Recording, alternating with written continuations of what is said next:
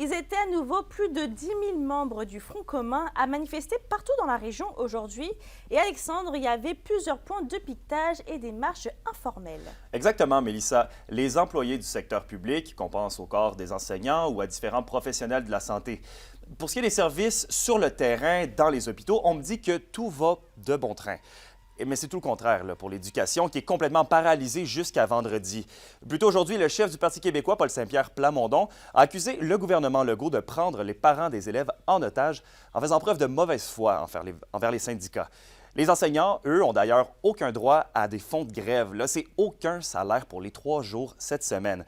On peut écouter à ce sujet Jean Morin de la CEJAT, suivi du représentant national en Abitibi-Témiscamingue de l'APTS, Carl Véro.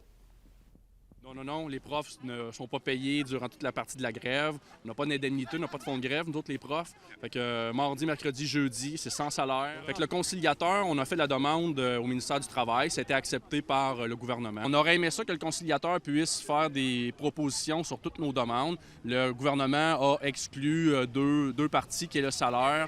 L'autre, si ma mémoire est bonne, c'est concernant la retraite. On aurait aimé ça qu'ils puissent proposer des choses. Puis après ça, on verra ce qu'ils nous proposent si c'est intéressant. On fait notre demande que le conciliateur puisse s'asseoir à la table et faire son travail. On veut faire avancer la négo. Le Front commun, ce qu'il veut, c'est faire avancer la négo, qu'on puisse aller de l'avant. On est sur des points qui sont quand même similaires, mais encore là, le gouvernement ne veut pas s'asseoir puis négocier avec nous. Et justement, en parlant de conciliateurs, on a vu, Alexandre, que le gouvernement en a nommé un à la demande du Front commun. Mais est-ce que du côté des syndiqués, on a l'espoir d'arriver à une entente?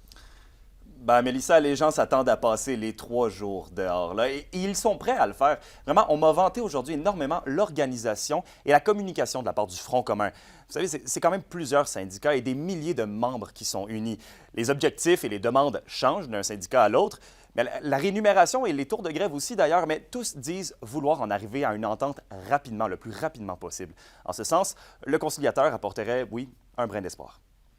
Alors, si on veut retenir les enseignants et les enseignantes, personnel de soutien dans nos écoles et dans la fonction publique, bien, ça prend des meilleurs salaires. Moi, j'ai des membres qui me disent qu'ils s'en vont travailler au Walmart au lieu de rester dans nos écoles parce que les conditions de travail sont meilleures.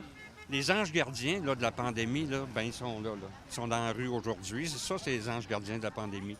Alors, moi, je pense que la population, ça, s'en souvient. Le gouvernement s'en souvient pas, mais la population en général se souvient qui a maintenu à bout de bras les services publics durant la pandémie. C'est ces gens-là qui nous entourent aujourd'hui.